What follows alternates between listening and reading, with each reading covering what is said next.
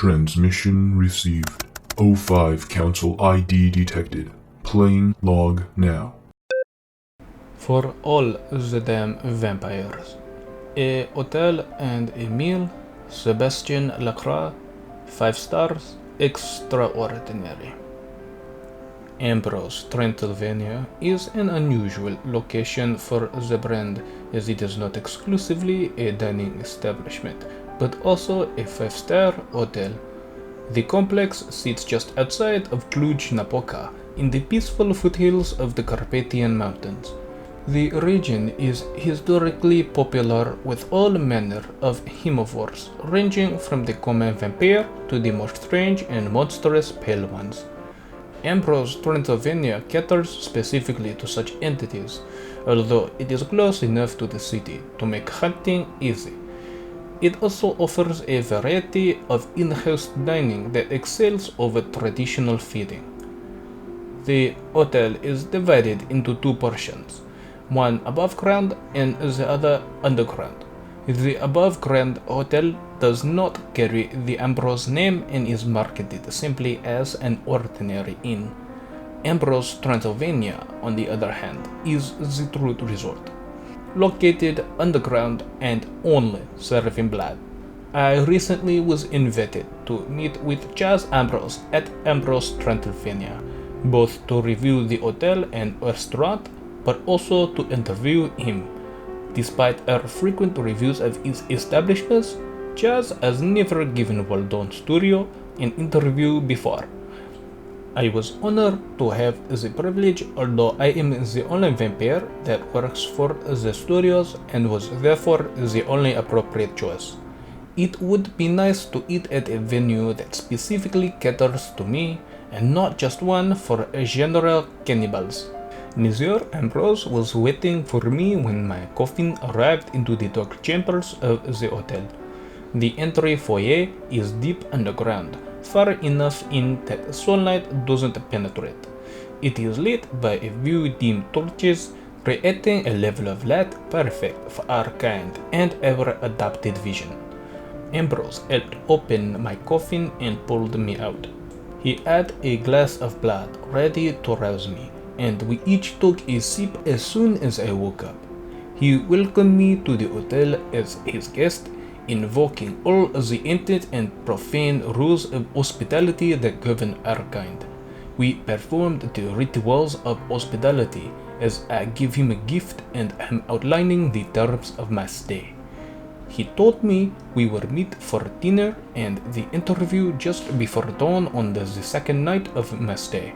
And in the meantime, I was free to have run of the place as though I myself was the lord of the manor.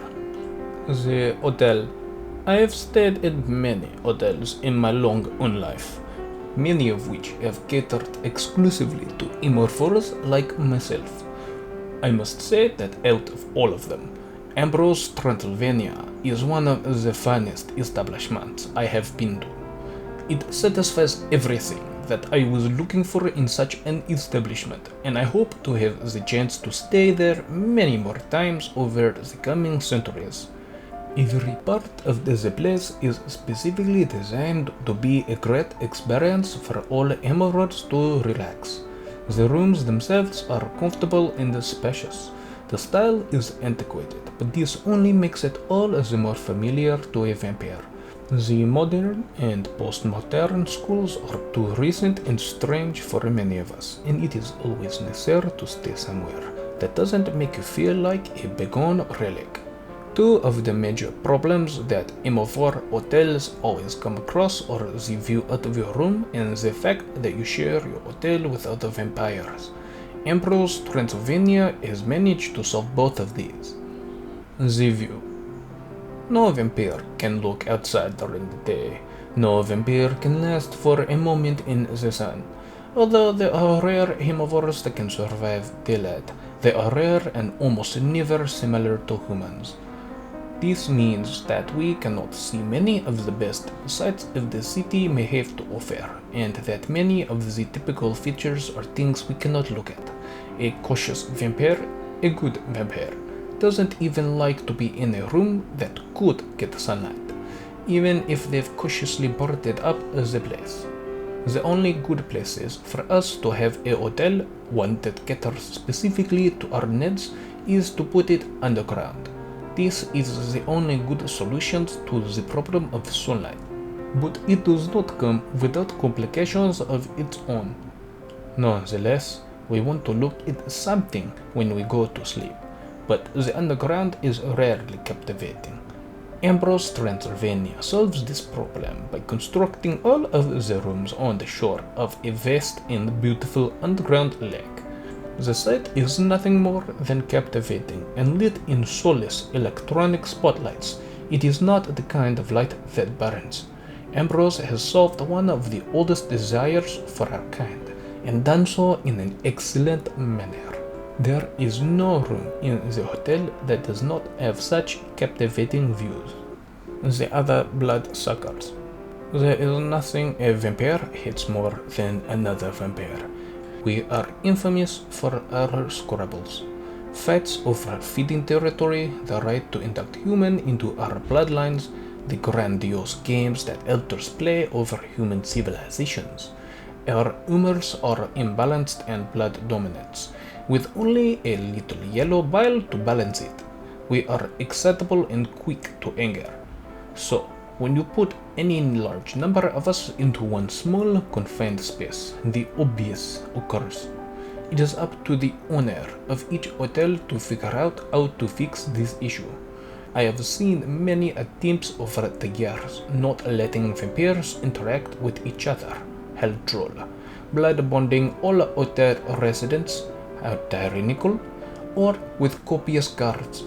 Ambrose, Transylvania's solution is not the most elegant I have ever seen, but it does the job well. The ground is ritually desecrated to a few dark blood gods. Chase refused to tell me which he dedicated them to. Notably, these gods do not find our presence to be intolerable.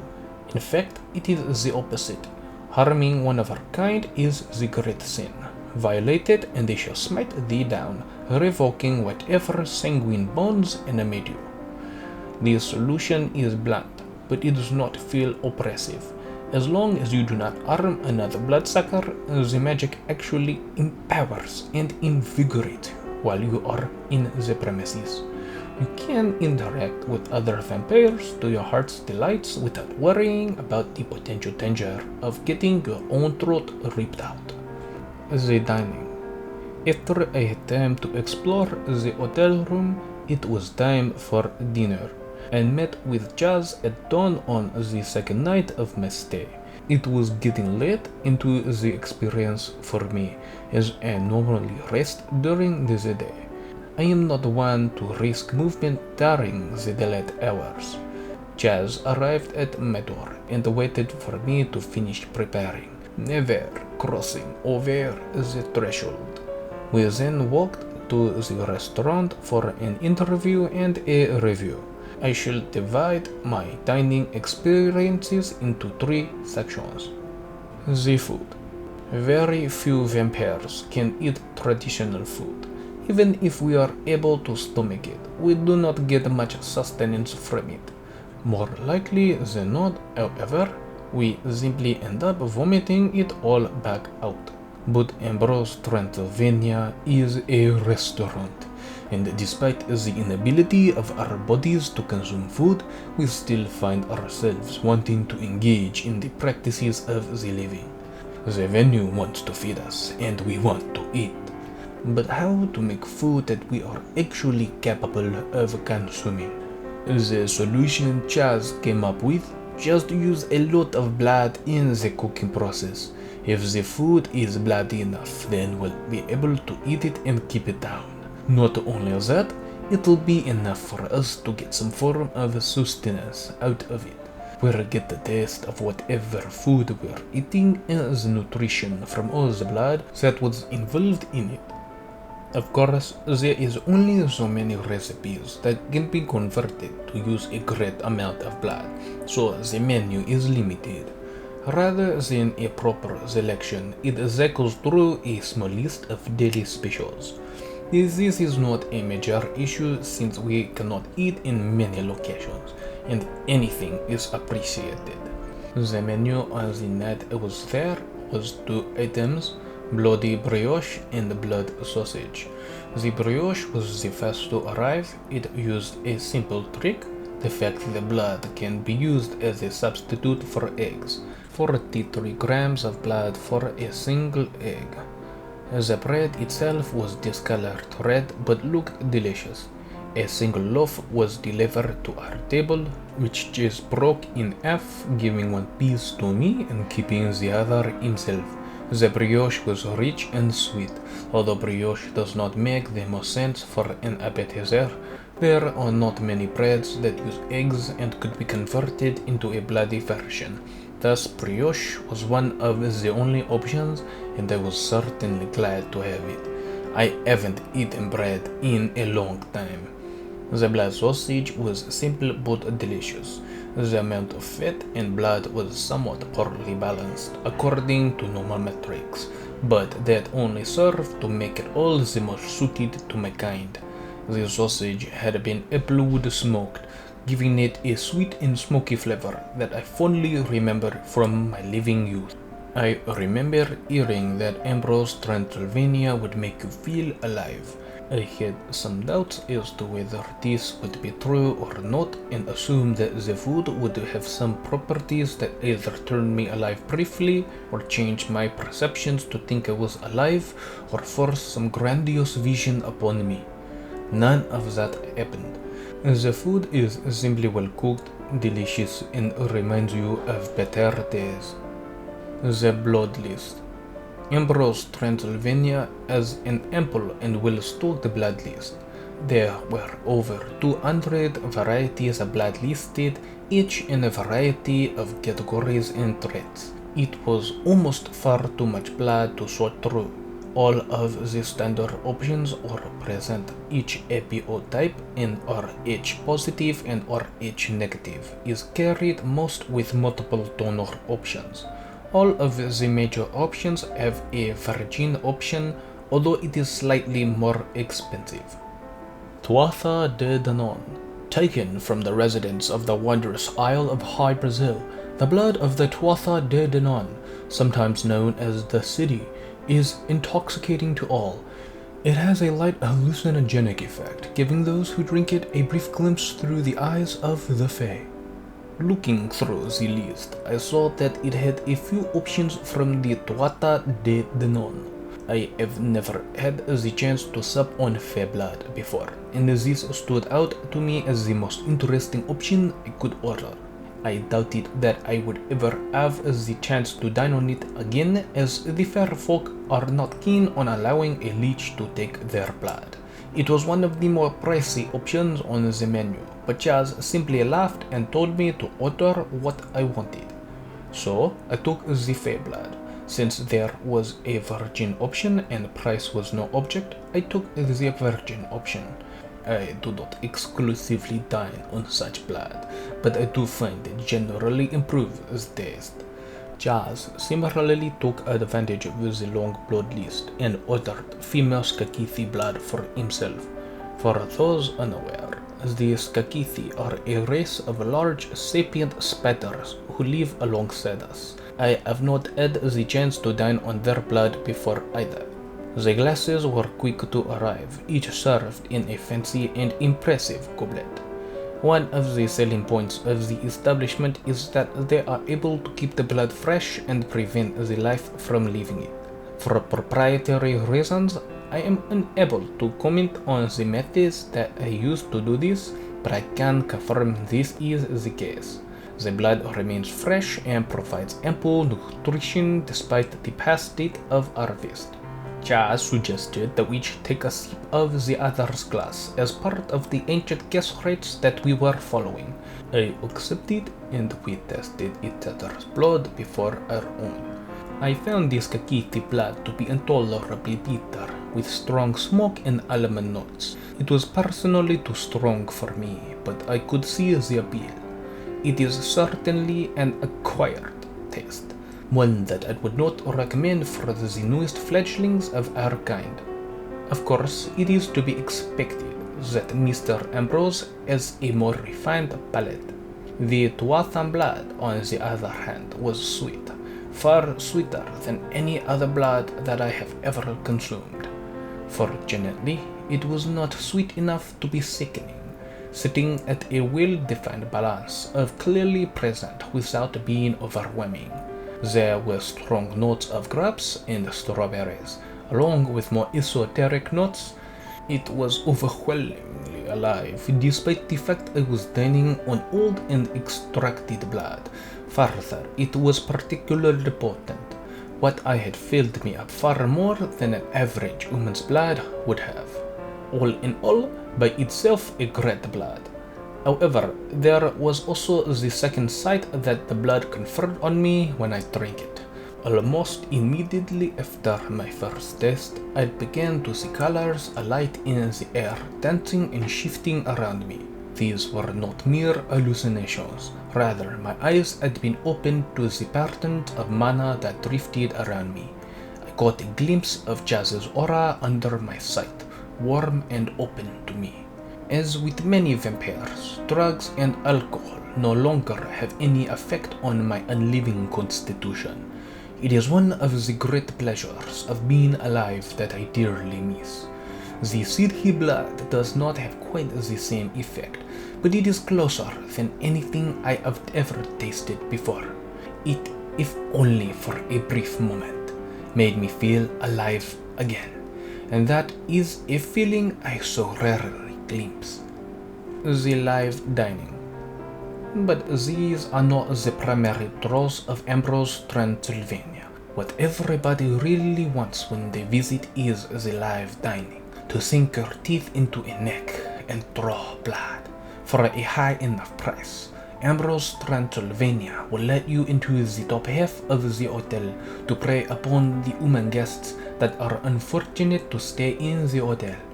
They will administer amnestics to the guest when you have finished and clean everything up for you. A perfect opportunity to unleash and get as violent as you want. The upstairs section of the hotel has been specifically redecorated and refurbished to provide an excellent haunt. There are numerous false ends, hiding places that give themselves away, and secret passages. A hotel huntsman will discuss your plans with you and control the hotel, so there is only enough challenge to make it fun, not enough to actually put you at risk. I'm shown to Jazz that I wish to engage in the live dining, and he laughed, saying it was one of the most popular facets of the hotel.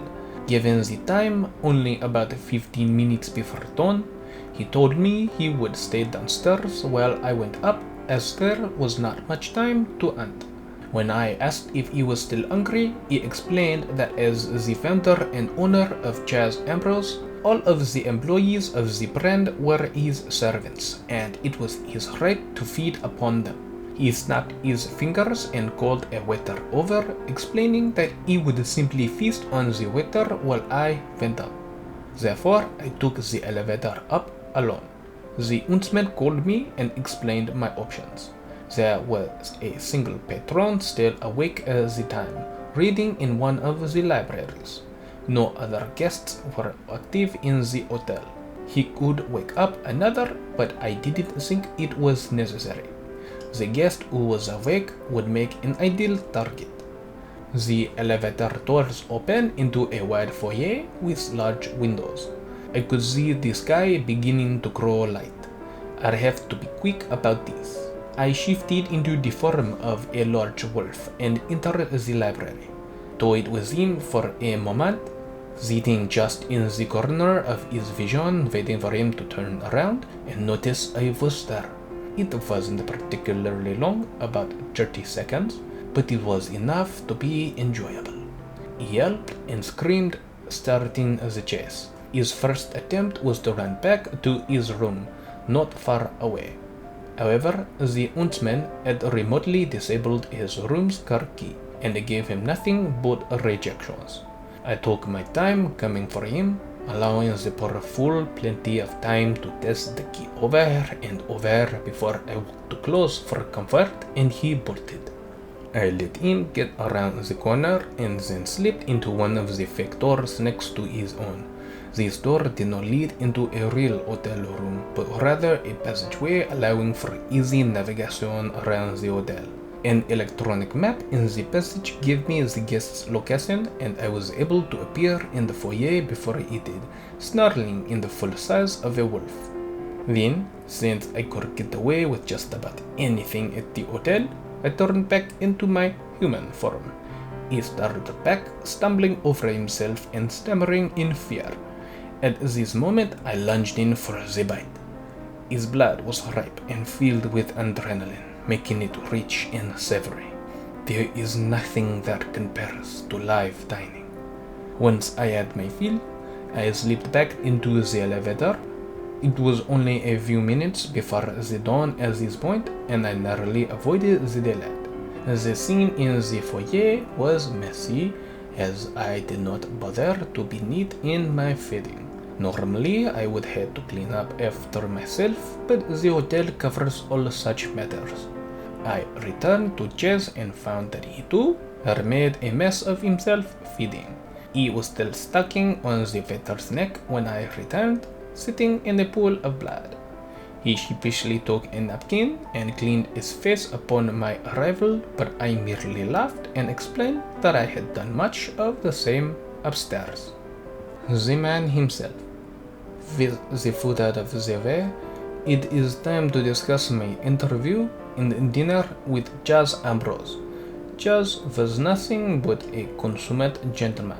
The entirety of my visit was centered around proper host relations, and Jazz did not disappoint. He was there to welcome me when I arrived at the hotel and was early before our dinner appointment. Although we had a long discussion over dinner, it was mostly over the food and casual conversation. The bulk of our discussion was done after I had finished my live hunting upstairs. Ambrose, the brand as a whole, is radically different from what it used to be a few years ago. Why? We've grown stale as a brand. So long of not trying anything new, or just doing the same old. I'm surprised we got as far as we did with that, given how run-of-the-mill it was getting at the end. I decided I wanted to start pushing the envelope, breaking new ground. And this location ties into that? Oh yes, absolutely. Hemovores, vampires, bloodsuckers, an entire race of people defined by the need to eat. And we specialize in that. It's an untapped market, but it's one without a lot of development. There was plenty of room to expand, innovate, and start trying new material. I could finally break free of my shell and start doing what I really wanted to do. It was truly a wonderful experience. This was the first major establishment of its type, and I was able to be as experimental as I wanted with the menu. That's everything that I've ever wanted as a chef. The ability to take from the past when it inspires me, but not to have to worry about it as a cage. To be as free as I please. I have to commend your selections. Haha, why thank you. I put a great deal of care into choosing everything that was served here. All of the bloods have been personally vetted by myself. Well, not all of them, but I've gone over them and made sure they are up to par. And the food took a lot of fine tuning, but I'm very happy with how that came out. Lots of long hours in the kitchen. Got fairly messy at times. That blood list. How did you acquire so many choices? Well, you have to draw on a lot of sources to get something like that. Make the right deals, get the right hunters, bribe a few blood banks. Your blood I remember distinctly. It was won in a game of chance with one of those fairies. Don't ask how much we lost to get our hands on a few liters of that. Nothing in terms of money, but it wasn't cheap. But oh, so worth it. Are there any plans in the future you could tell us about? As a matter of fact, there is. This is a bit of an exclusive story, but we'll be rolling out a cookbook in a few months. Haven't told anybody about this, but the working title is Ambrosia.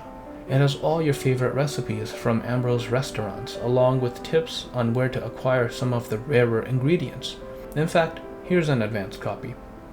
At this point, Jazz handed me a loosely bound manuscript copy of Ambrosia, containing dozens of unique recipes perfected by Ambrose restaurants. The details are all proprietary just now, but it will be well worth the purchase when he eats the shelves in a few months. We spent the rest of the dinner discussing the options within, Jazz pointing out some of his favorites. Soon enough, it was time to call our dinner to a close, and we left our table. There was, however, one small detail I must mention. After the end of our interview, I walked around the hotel briefly with Jazz as he pointed out many of the details that went into the design. When we reached the elevator bay, he turned to me and bid his goodbyes. Immediately, I tried to stop him. By now, it was fully dawn outside and the elevator opened into the sunlight. I warned Mr. Ambrose he would disintegrate if he went up and begged him not to take the elevator. He simply laughed and got in. I ran over to the check-in desk and forced the attendant to let me watch the security fields. I watched as Jazz rode to the top of the elevator, only to exit into the above-ground portion of the hotel. In fear, I watched as he walked outside, stepping into the light, fully expecting that I would be watching him die, and yet nothing happened. He exited the building and stood in the broad daylight without any consequences. He simply got into his car and drove away. I have since learned that Mr. Ambrose is not a vampire in any sense. He is not an undead. He is just a mortal man. I have heard this from many vampires I know, and some have used their unnatural senses to check his vitals. He is nothing other than a regular human. Normal, just like everybody else. Except humans don't have eyes that glow in the dark. Except humans can drink liter after liter of blood without vomiting it all back up in short order. Except humans can't bite a person's neck to draw blood. But he isn't a vampire, despite all the evidence he is a vampire. So what did I dine with? Was it really Jazz? And if it was, how did he pull off the act so well? Overview. Food is one of those great things that we all truly miss from our days alive, so cruelly denied to us by our fate. The meals served by Ambrose, Transylvania are excellent and will capture the convivial rituals of dining that you have not experienced since you drew breath. The restaurant will make you feel alive again. As for the interview section of this review, Jazz Ambrose remains as mysterious of all restaurateur as ever. Although I was able to catch a brief glimpse into his inner workings during my brief interview, the man is a strange enigma who continues to captivate the food world. Doctor's note. Obviously, that isn't my normal accent, and yes, I was being very silly and pretentious purposely. I would assume you would act the same way if you ever met LaCroix in real life. Oh, I spent a century in Rome. Oh, I spent a century in St. Petersburg. Oh, I spent a century here, a century there. Can you tell by my accent? No, literally no, LaCroix. Nobody understands your accent because it sounds like a mishmash of a dozen different accents.